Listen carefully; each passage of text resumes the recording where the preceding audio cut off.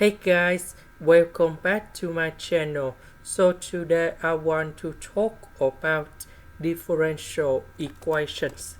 So now I want to show you how to answer this one, that is about dy squared over dx squared. So I can put like this.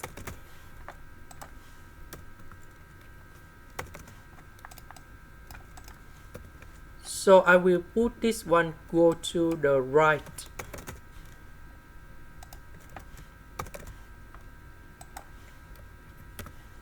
Next, I will put the integration for the both sides.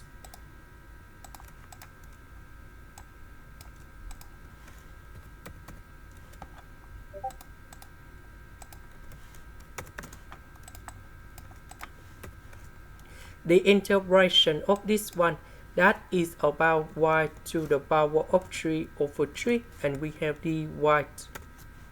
This one we have s plus c dx.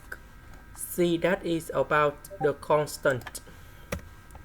Now we put another integration for the both sides.